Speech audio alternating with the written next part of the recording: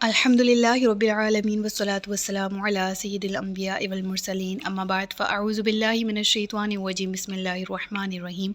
یا رب لک الحمد کما ینبغی لجلال وجہک وعظیم سلطانک رب اشرح لی صدری ویسر لی امری واحلل عقدۃ من لسانی یفقہوا قولی رب زدنی علما۔ السلام علیکم ورحمۃ اللہ وبرکاتہ۔ پارہ نمبر 22 سورۃ السبا، اردو ترجمہ اور تفسیر۔ گزشتہ اسباق میں ہم نے آیت نمبر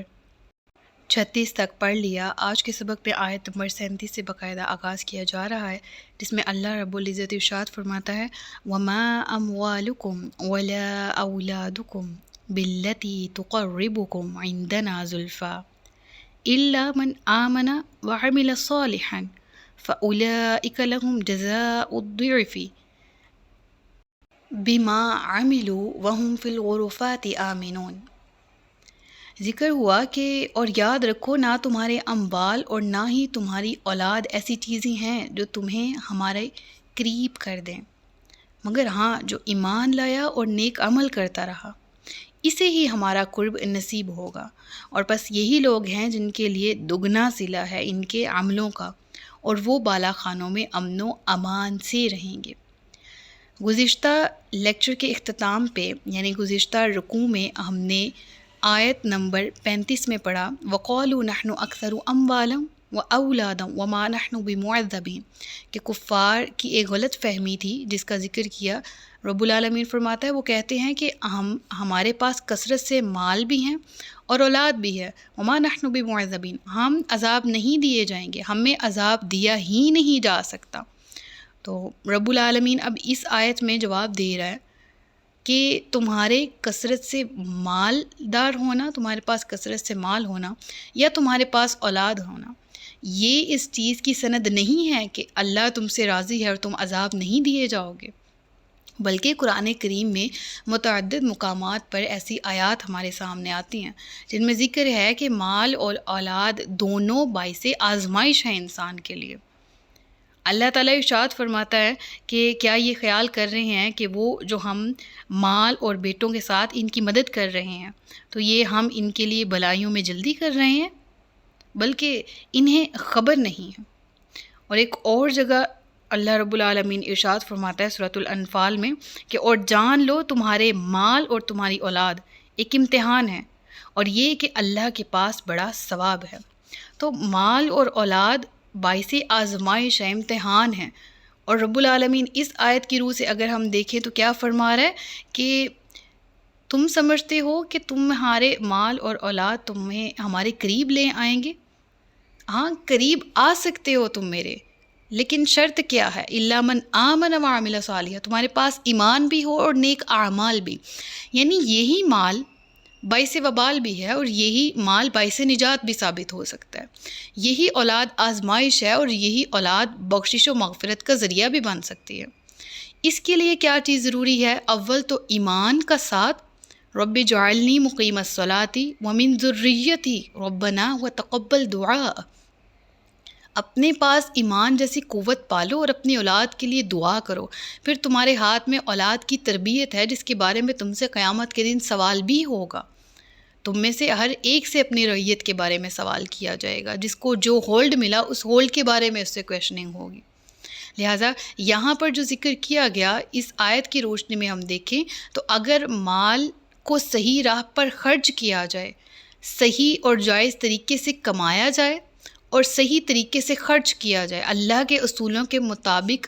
کمایا، حاصل کیا اور اسی کی رضا کے لیے اسی کے بنائے ہوئے اصولوں کے تحت ہم نے مال خرچ کیا،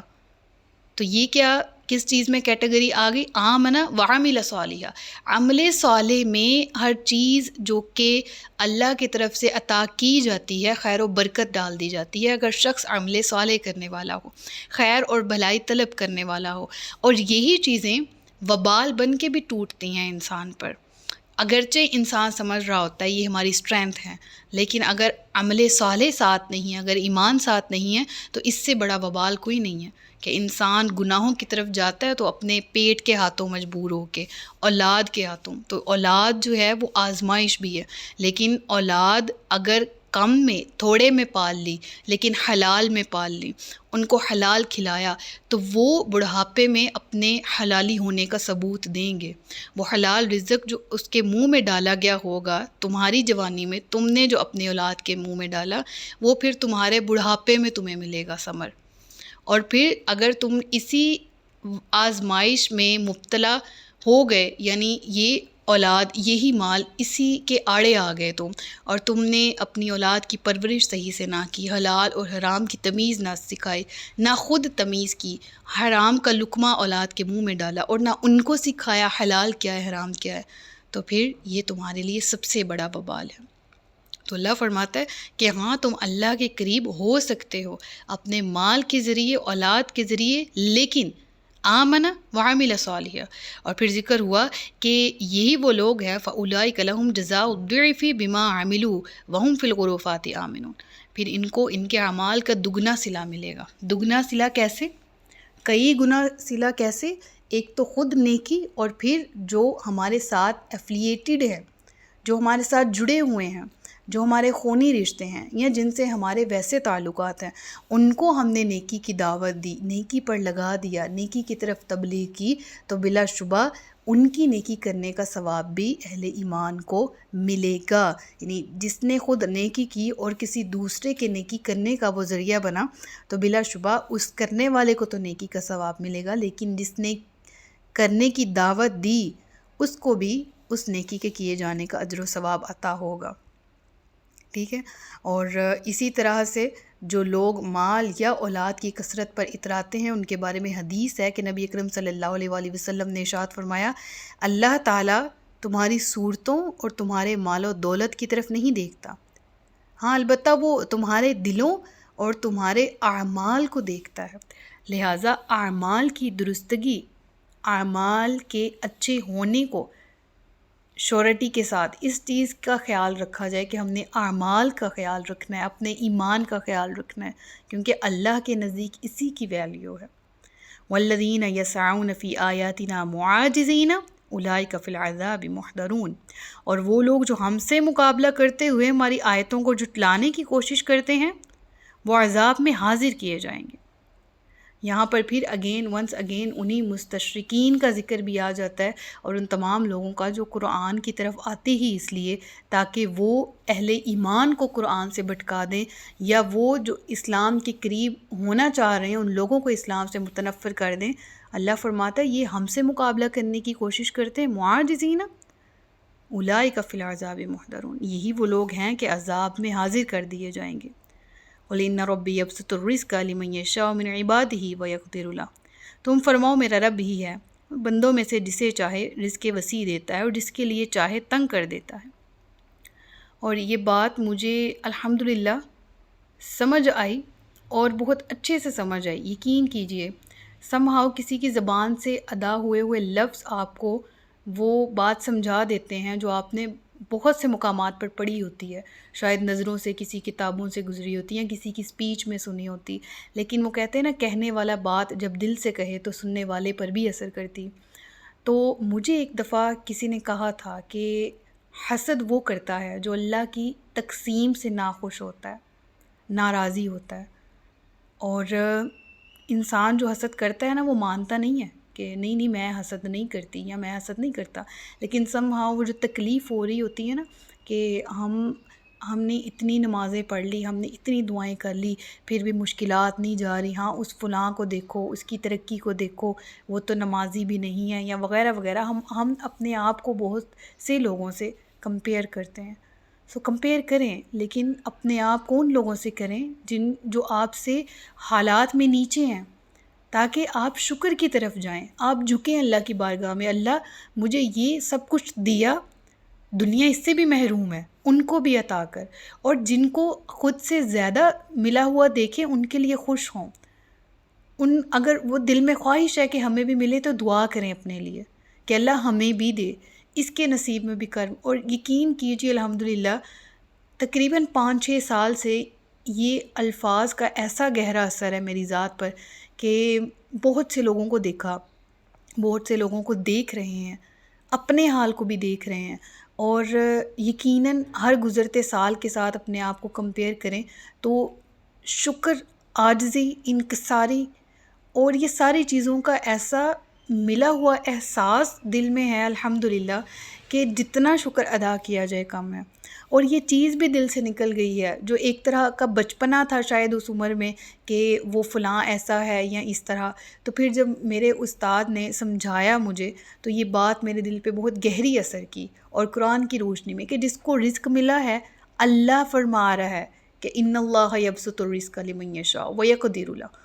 وہ جو چاہے وہ کرے۔ ہم نے کویشچننگ کرنے کی نہ جسارت ہے نہ ضرورت ہے، اور اللہ بیٹر جانتا ہے، بہتر جانتا ہے کہ اس نے کس کو کب کتنا دینا ہے،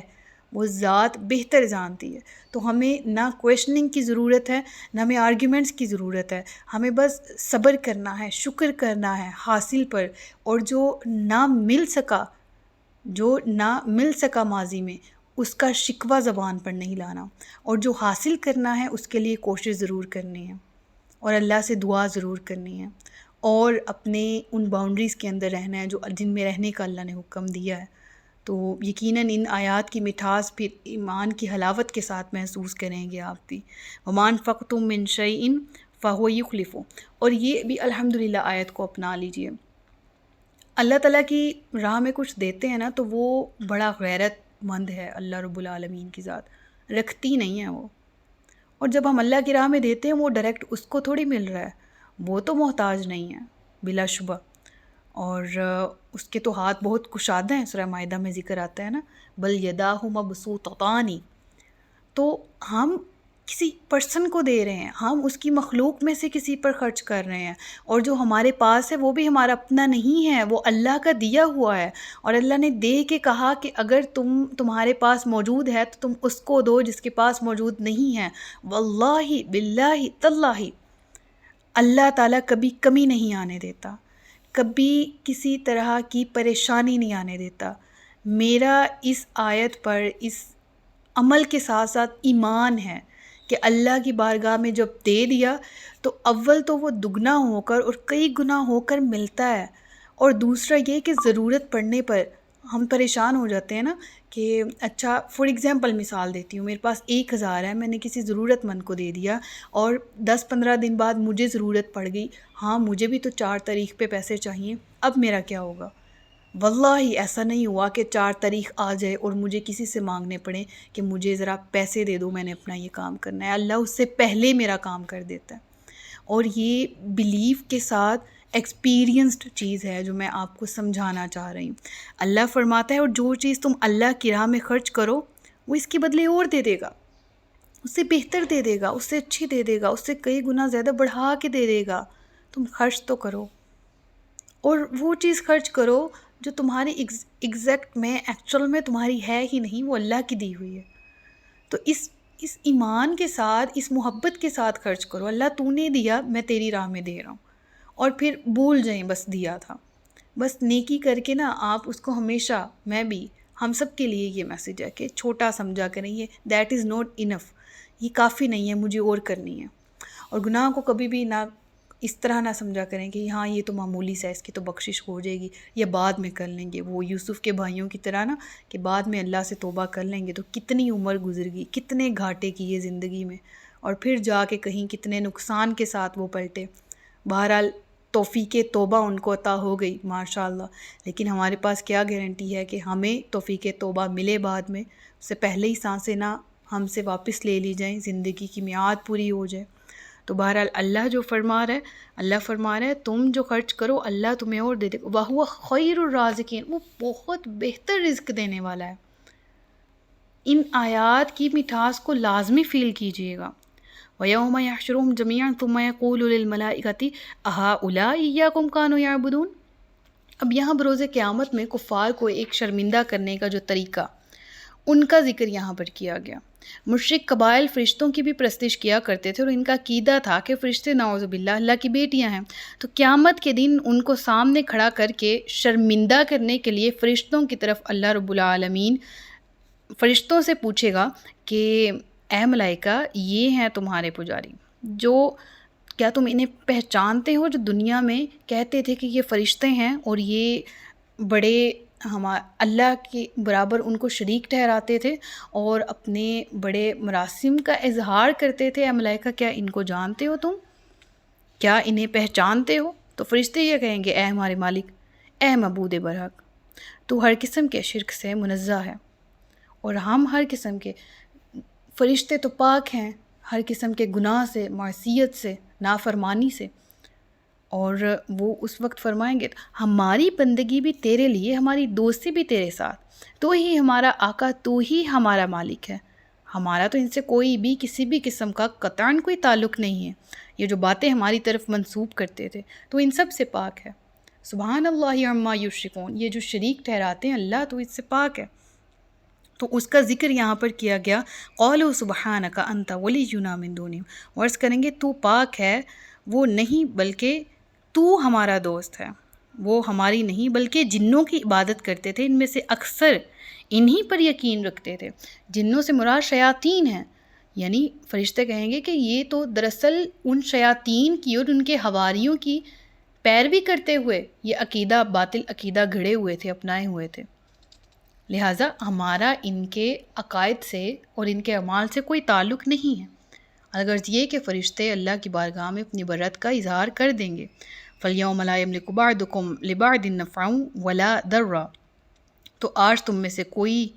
دوسرے کے لیے کسی نفع اور نقصان کا مالک نہیں ہے، اور ہم ظالموں سے فرمائیں گے اس آگ کا عذاب چکھو جسے تم جھٹلاتے تھے۔ اور جب ان پر ہماری روشن آیتیں پڑھی جائیں تو وہ کہتے ہیں یہ صرف ایک مرد ہے جو تمہیں تمہارے باپ دادا کے معبودوں سے روکنا چاہتا ہے، اور وہ کہتے ہیں یہ قرآن تو ایک گھڑا ہوا بہتان ہے۔ تو یہاں کیا ذکر ہے کہ جب رسول اللہ کلام پاک ان کی طرف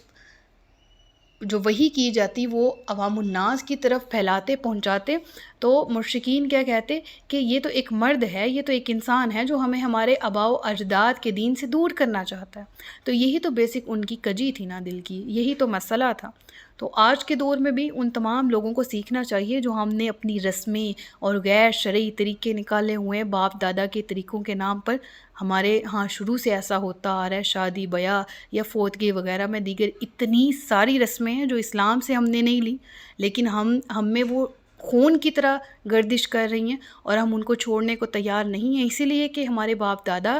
اس عمل پر تھے۔ اگر ہم نہ کریں گے تو زمانے والے کیا کہیں گے، وہ ہمیں تانے دیں گے، لہٰذا ہمیں اس کی بہت پرواہ ہے، اللہ کے حکم کی پرواہ نہیں ہے۔ تو اس دور میں کفار بھی یہی کہتے تھے کہ اس کی بات نہ مانو، یہ تو آبا کے دین سے ہمیں پھیر دے گا، ہم تو اپنے آبا کا دین نہیں چھوڑنا چاہتے۔ اور پھر وہ کیا کہتے، وہ کہتے یہ قرآن تو ایک گھڑا ہوا بہتان ہے۔ تو کافروں نے حق کو کہا کہ جب وہ ان کے پاس آیا یہ تو صرف ایک کھلا جادو ہے، اور ہم نے انہیں کتابیں نہ دی جنہیں وہ پڑھتے ہوں، اور نہ تم سے پہلے ان کے پاس کوئی ڈر سنانے والا بھیجا، یعنی ان پر کوئی ایسی، ان کے پاس کوئی گواہی موجود نہیں ہے، کوئی ایسی کتاب نہیں ہے جس میں لکھا ہو کہ ان کا دین برحق ہے، ان کے مشرکانہ عقائد برحق ہیں، یا کوئی ان کے پاس کسی کی طرف سے وحی آئی ہو کہ تمہارا دین ہی برحق ہے، اسے تم نہ چھوڑو، ایسا تو نہیں ہے۔ اب تک جو وحی ہوئی وہ توحید لے کر آئے انبیاء، اب تک جو کتابیں نازل ہوئیں وہ آسمانی صحائف نازل، وہ اللہ کا خالصتاً پیغام تھا۔ تو ان کے پاس تو کوئی ایویڈنس نہیں ہے اپنی بات کا، ان کے پاس تو کوئی دلیل نہیں ہے، لہٰذا ذکر ہوا اور ان سے پہلے لوگوں نے بھی جھٹلایا، اور یہ لوگ اس مال و دولت کے 10ویں حصے کو بھی نہیں پہنچے جو ہم نے ان سے پہلے لوگوں کو دیا تھا۔ پھر انہوں نے میرے رسولوں کو جھٹلایا تو میرا انکار کرنا پھر کیسا ہوا؟ یعنی یہ اپنی دولت اور مال پر اکڑ رہے ہیں، ذرا پچھلی قوموں کی طرف، ذرا عاد اولا، عاد ثانی، قوم شعیب، یہ بڑی بڑی قوموں کو تو دیکھو، تم تو مال و دولت میں ان کے 10ویں حصے کو بھی ٹچ نہیں کر سکے، یعنی 100% اگر ان کا تھا تو تم تو ان میں سے 10% کے بھی اہل نہ ٹھہرے، تمہارے پاس تو اتنی سی دولت بھی موجود نہ، اور تم اکڑ رہے ہو۔ تو دیکھو جو تم سے طاقت اور قوت میں کئی گنا زیادہ تھی قومیں، آج ان کے نام و نشان بھی باقی نہیں، آج وہ قومیں صفحہ ہستی سے مٹا دی گئیں۔ تو پھر کیسا ہوا مجھے جھٹلانے کا انجام، یعنی میرے انبیاء کو جھٹلانے کا انجام؟ آج وہ قومیں موجود نہیں، لہٰذا تم کس چیز پہ اکڑ رہے ہو؟ تمہارا غرور اور تمہارا تکبر کس کام کا؟ تو یہاں پر رکوع مکمل ہوتا ہے۔ صدق اللہ العلی العظیم و صدق رسول النبی الکریم، سچ فرمایا اللہ نے جو عظمت والا ہے۔ اپنا بہت سا خیال رکھیے گا، مجھے دعاؤں میں یاد رکھیے گا۔ تاجدار ختم نبوت زندہ باد، پاکستان پائندہ باد۔ السلام علیکم ورحمۃ اللہ وبرکاتہ۔